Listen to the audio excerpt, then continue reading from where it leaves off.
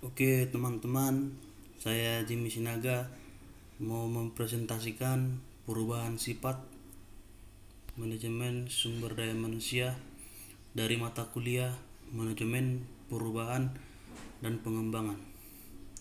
Dosen pengajar Pak Ernawan Dwi Hanartyo. Manajemen sumber daya manusia merupakan bagian dari ilmu manajemen yang memfokuskan perhatiannya pada pengaturan peranan sumber daya manusia dalam kegiatan suatu organisasi. Manajemen sumber daya manusia diperlukan untuk meningkatkan efektivitas sumber daya manusia dalam organisasi. Tujuannya adalah memberikan kepada organisasi satu kerja yang efektif. Untuk mencapai tujuan ini, studi tentang manajemen personalia akan menunjukkan bagaimana seharusnya perusahaan mendapatkan, mengembangkan, menggunakan, mengevaluasi, dan memelihara karyawan dalam jumlah atau kuantitas dan tipe atau kualitas yang tepat. Dalam upaya mengembangkan sumber daya manusia, dimaksudkan untuk meningkatkan keterampilan dan kemampuan manusia dalam melakukan berbagai kegiatan dalam masyarakat. Kegiatan pembinaan sumber daya manusia terkait era dengan usaha peningkatan taraf hidup menekankan pada segi peningkatan keterampilan dan kemampuan. Sedangkan masalah taraf hidup akan mengikuti peningkatan kemampuan sumber daya manusia.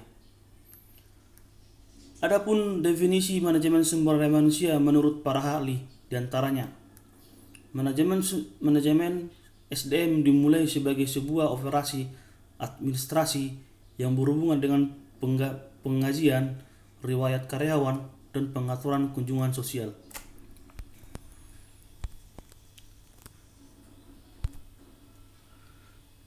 Sifat manajemen sumber daya manusia. Manajemen SDM desain sistem formal dalam suatu organisasi untuk memastikan penggunaan efektif dan efisien strategi-strategi SDM untuk mencapai tujuan organisasi. Siapa manajer SDM? Dalam pengertian sebenarnya, setiap manajer disebut organisasi adalah seorang manajer SDM, manajemen penjualan, perawat kepala, pegawai wajib militer, dekan perguruan tinggi, dan supervisor departemen akuntansi, semuanya terlibat dalam manajemen SDM dan sebagainya. Efektivitas mereka tergantung pada keberhasilan sistem SDM organisasional. Akan tetapi, tidaklah realistis untuk mengharapkan seorang supervisor perawat mengenai peraturan pekerjaan yang sama atau cara mendesain sistem kompensasi. Oleh karena itu, organisasi yang lebih besar sering memasukkan orang yang ahli dalam aktivitas ini ke dalam departemen SDM. Dalam melaksanakan tugasnya, setiap manajer lini pada dasarnya adalah manajer SDM. Para spesialis SDM mendesain proses dan sistem yang dibantu oleh para manajer ini mengimplementasikannya.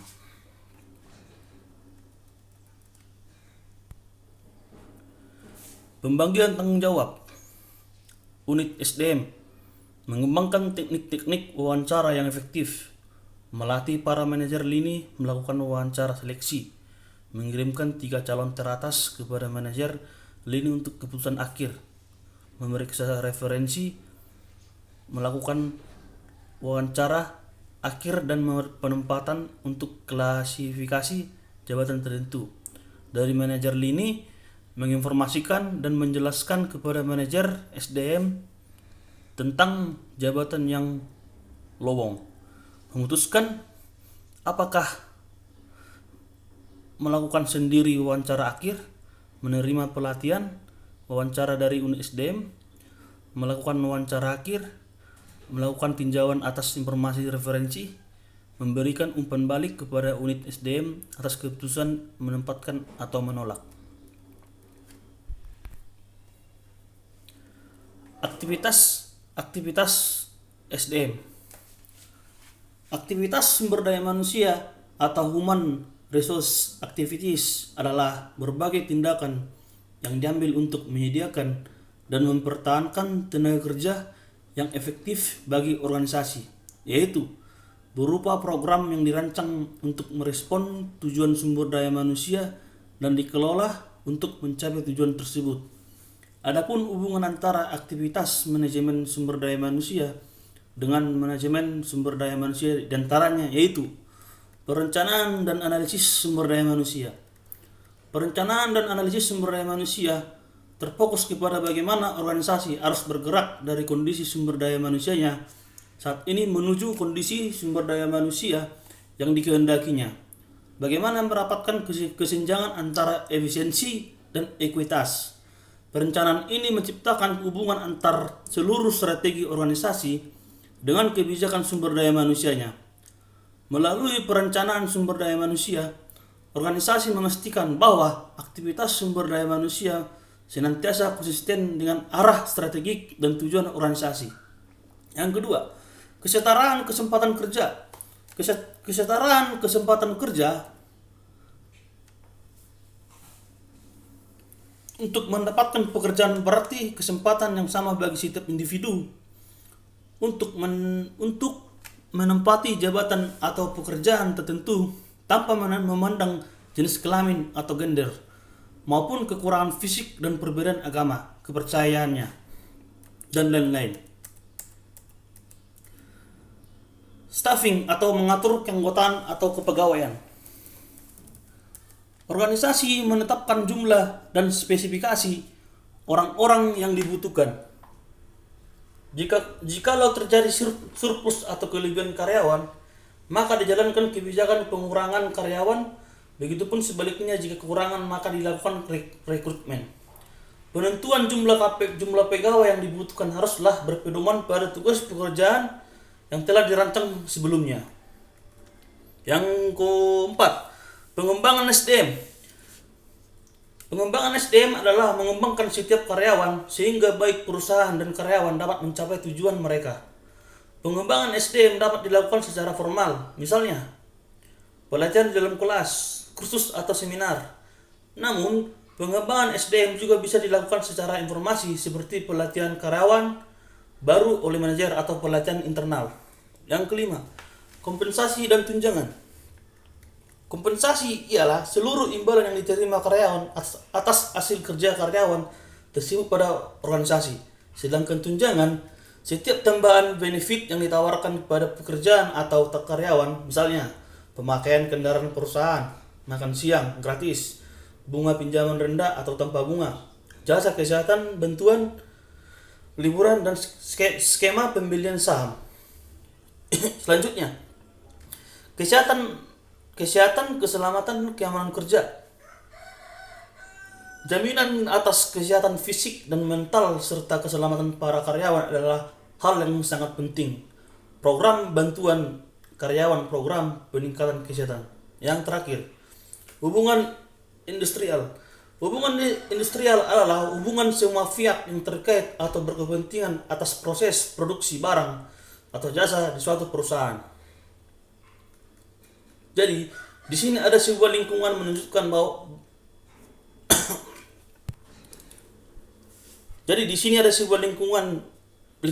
lingkaran menunjukkan warna biru lingkaran luar, sedangkan warna orange lingkaran dalam.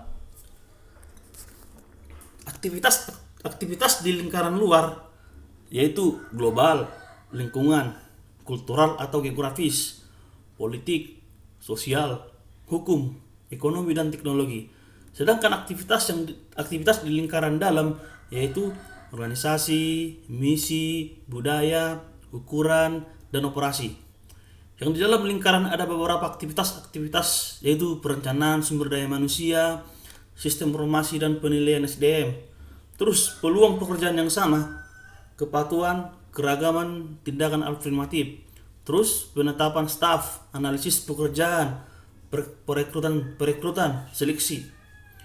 Terus seleksi administrasi, pengembangan SDM, orientasi, pelatihan pengembangan karyawan, perencanaan karir, manajemen kinerja.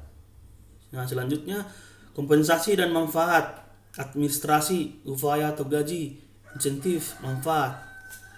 Nah, habis itu kesehatan, keselamatan dan keamanan. Kesehatan dan kebugaran, keselamatan, keamanan. Nah, terus hubungan karyawan dan tenaga kerja atau manajemen, kebijakan sumber daya manusia, hak dan privasi karyawan, hubungan serikat pekerja atau manajemen. Selanjutnya,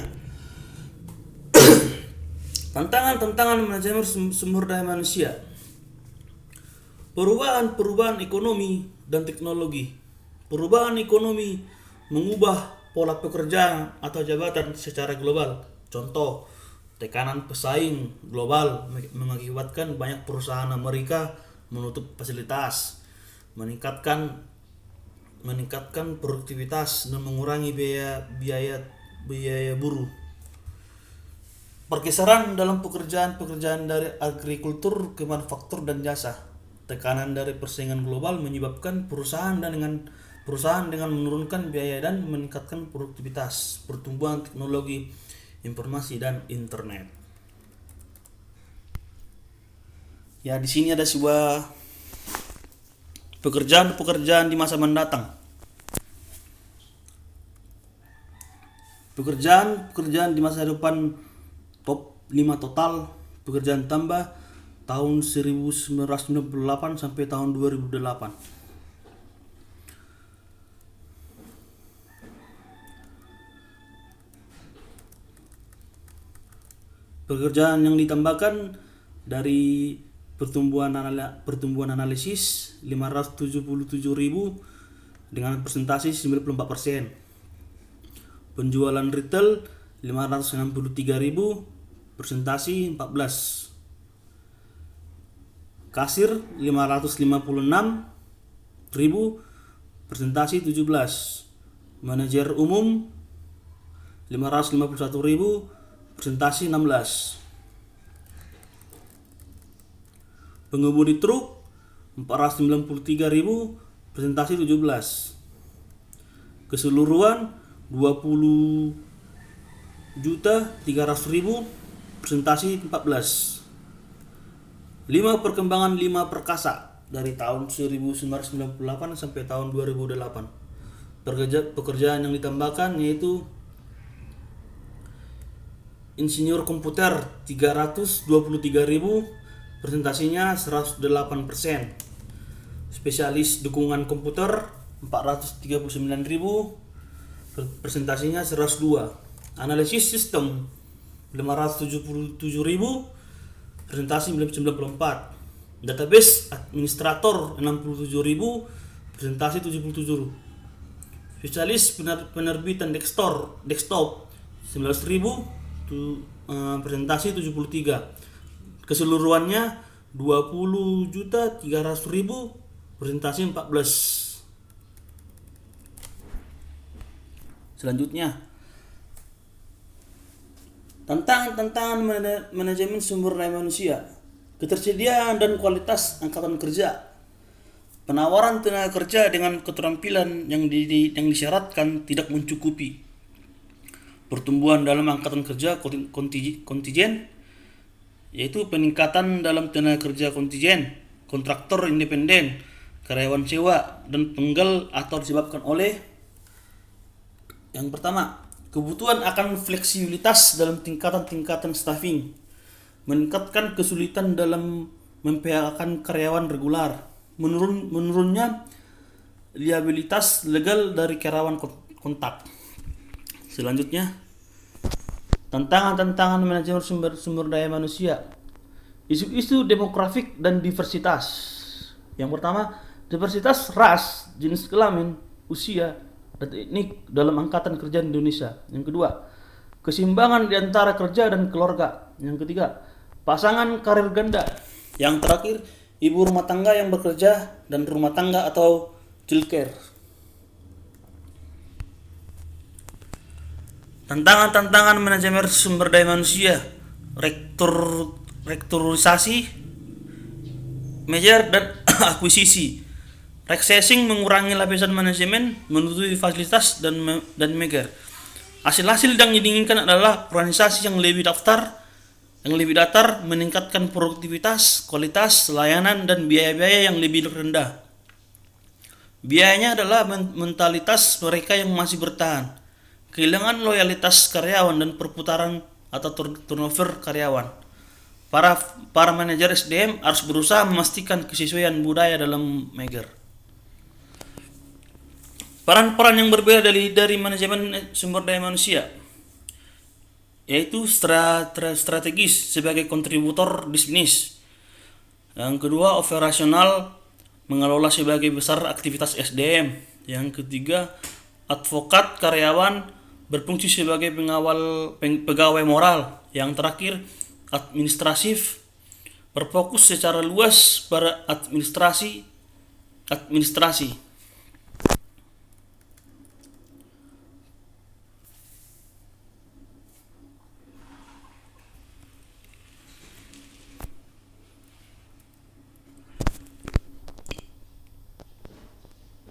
Peran manajemen sumber daya manusia. Peran administratif, klerikal dan administratif, mendukung manajemen operasi atau lini. Peran advokasi, manajemen krisis SDM, menghadapi masalah-masalah karyawan baik berkaitan dengan maupun tidak. Peran operasional, identification and implementation of program and policy. Di sini ada sebuah lingkaran dan bagaimana sumber daya manusia menggunakan waktunya. Dari kompensasi 14%, manfaat 14%, merekrut 12%, latihan 12%, administrasi umum 8%, daftar gaji 7%, sistem informasi SDM 6%, kepatuhan pemerintah 4%, lainnya 23%. Peran strategik dari SDM menjadi suatu mitra bisnis strategik dengan memfokuskan pada pengembangan program-program SDM yang meningkatkan kinerja organisasi, melibatkan sumber daya manusia dalam perencanaan strategik pada permulaannya, berpartisipasi dalam pengambilan keputusan menyangkut merger, akuisisi, dan downsizing, meredesain organisasi dan proses kerja, akuntansi dan dokumentasi hasil-hasil keuangan dari aktivitas SDM.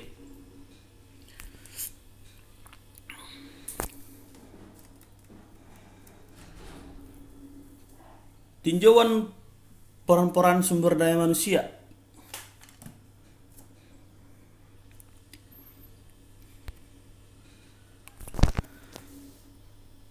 Etika dan sumber daya manusia. Apa yang dimaksud dengan perilaku etika?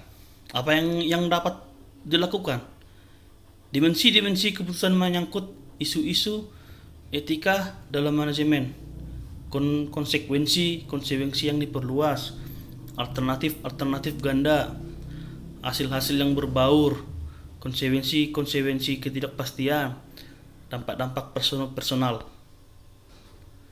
Etika dan SDM merespon terhadap situasi etika dipedomi oleh kode etik, nilai-nilai, dan perilaku pribadi yang meliputi. Yang pertama, adakah respon memenuhi hukum dan peraturan perundang-undangan? Adakah respon mematuhi semua standar perilaku etikal? Adakah respon lulus uji standar personal untuk perilaku etikal? Isu-isu etika dalam manajemen. Bentuk-bentuk paling umum dari kelakuan yang tidak etis. Yang pertama, berbohong kepada penyelia, penyalahgunaan obat-obat terlarang dan alkohol. Yang ketiga, pemalsuan catatan. Isu-isu etikal internasional, pemberian hadiah dan suap, diskriminasi dalam perekrutan dan perlakuan. Kompetensi dari karir manajemen sumber daya manusia. dari generalis seseorang dengan tanggung jawab melaksanakan suatu variasi aktivitas sumber daya manusia. Dari spesialis seseorang dengan pengetahuan dan kecakapan yang dalam suatu area SDM terbatas. Kapabilitas penting SDM, penentuan bisnis dan organisasi, pengaruh dan manajemen perubahan, pengetahuan dan kecakapan khusus SDM. Sekian dari presentasi saya. Apabila ada salah-salah kata mohon dimaafkan. Sekian dan terima kasih.